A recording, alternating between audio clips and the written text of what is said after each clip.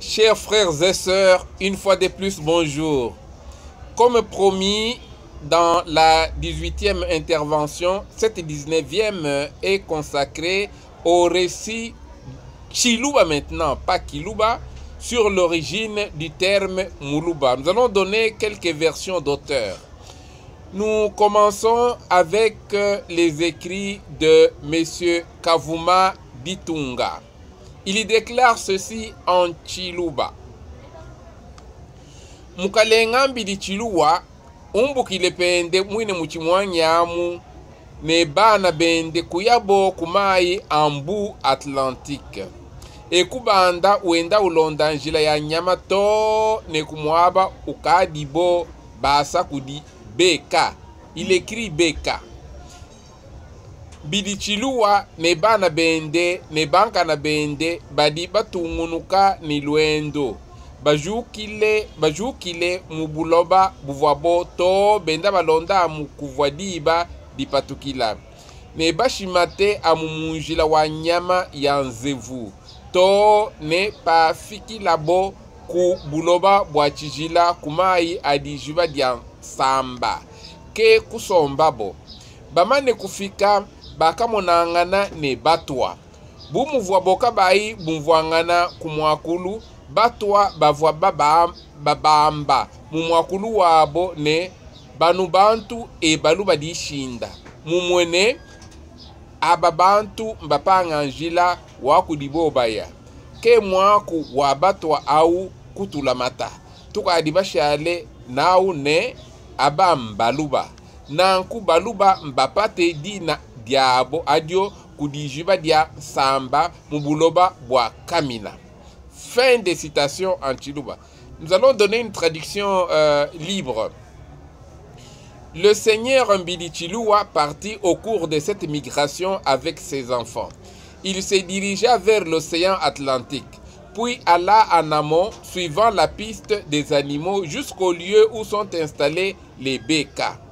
Bidichiluwa et ses enfants ainsi que ses petits-enfants poursuivirent leur voyage, quittant le pays où ils étaient, suivant toujours la direction de l'Orient, n'abandonnant point la piste des éléphants jusqu'à ce qu'ils parvinrent à la terre des interdits, aux eaux du lac de Samba, et ils s'y installèrent. Une fois arrivés, ils rencontrèrent les Pygmées. Comme ils ne se comprenaient point au niveau de la langue, les Pygmées disaient à leur sujet dans leur langue, Banubantu et Balubadishinda, c'est-à-dire Ababantu Mbapangenjila Wakudibobaya. Ces gens ont perdu le chemin qui les mène où ils vont. C'est ainsi que cette parole des Pygmées se colla à nous et nous restâmes avec Abam Baluba. Ceux-ci sont des Baluba. Donc les Baluba ont reçu leur nom au lac de Samba dans le territoire de Kamina. C'était notre traduction.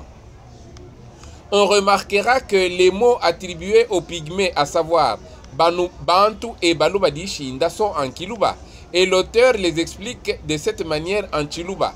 Aba Bantu Mbapangenjila Wakudibobaya.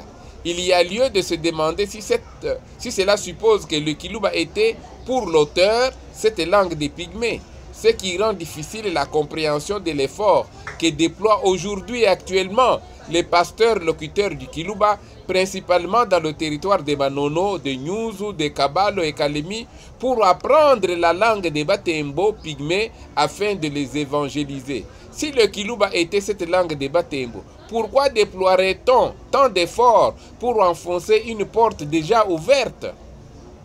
C'est la première version. Nous donnons une autre version avant que nous passions à l'analyse des deux. Après Kavumadi Tungan, maintenant nous parlons de la version de Mouya Bialushi Kulumana. Il y rapporte cette réflexion que fit V. Ilunga. Il emploie toujours V. Ilunga. Est-ce que c'est Victor? Est-ce que c'est Vincent? On ne sait pas. Que dit-il? Dans les nombreux voyages que j'effectuais en pays des Baluba Nshankadi, je voulais absolument connaître l'origine du nom Luba, car je m'imaginais que Luba pouvait être soit un animal, soit un cours d'eau, ou bien une colline.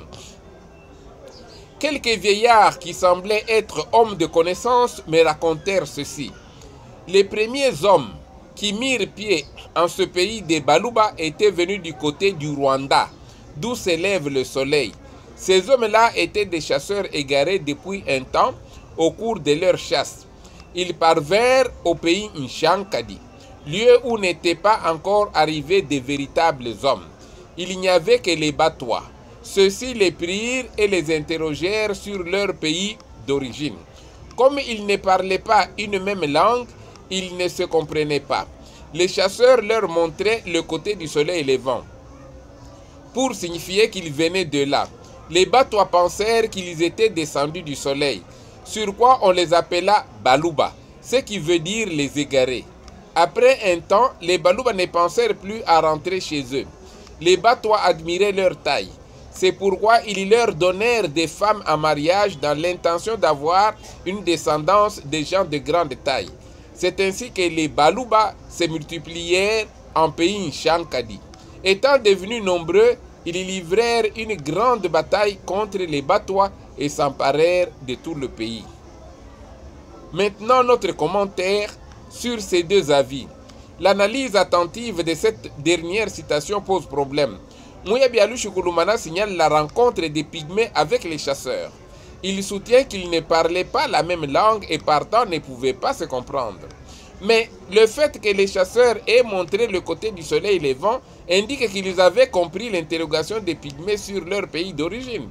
Et puis, il avance que les Batois pygmées pensèrent que les chasseurs étaient descendus du soleil, ce qui indique que pour eux, ces chasseurs avaient compris leurs questions et y avaient répondu avec exactitude. Ce sont les descendus du soleil. Quelque chose pourtant surprend. Au lieu que ces pygmées traduisent en leur langue l'expression « les descendus du soleil » pour les qualifier, ils les appellent les Baluba, c'est-à-dire les égarés. Ce qui suppose que les chasseurs devaient leur avoir expliqué qu'ils étaient perdus et non descendus du soleil. La présence des descendus du soleil en pays des Batois ne pouvait-elle pas plutôt faire penser à la visite des dieux? Une autre interrogation. L'auteur affirme que ces chasseurs égarés depuis un temps étaient parvenus en pays Shankadi. On pourrait se demander si cette appellation de Shankadi était antérieure à la présence des Baluba en tant qu'égarés ou apparue concomitamment à leur arrivée dans ce pays des Pygmées. En effet, il semble l'appuyer lorsqu'il déclare que les chasseurs s'emparèrent par la suite du pays Nshankadi après avoir livré bataille contre les Pygmées. Il y a dans ce cas lieu de s'interroger si les Pygmées ne s'appelaient pas Banshankadi, habitants du pays Nshankadi, qu'il conviendrait de situer. Également soutenir que ces chasseurs provenaient du Rwanda pose problème. En effet, les Rwandais sont des pasteurs et non des chasseurs. Cela est un fait historique vérifiable de nos jours encore. Reste à savoir si, pour cet auteur, les Baluba sont la résultante d'un mélange entre les Pygmées et les Rwandais.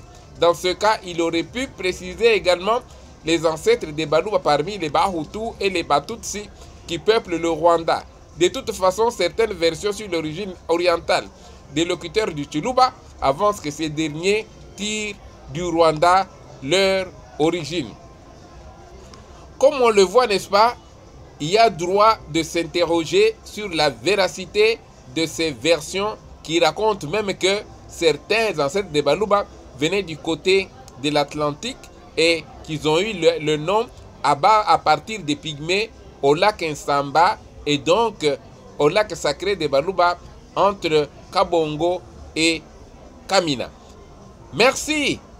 Nous allons continuer. Restez fidèles. Lukanda Lwamalale. À la prochaine. Hein? Merci.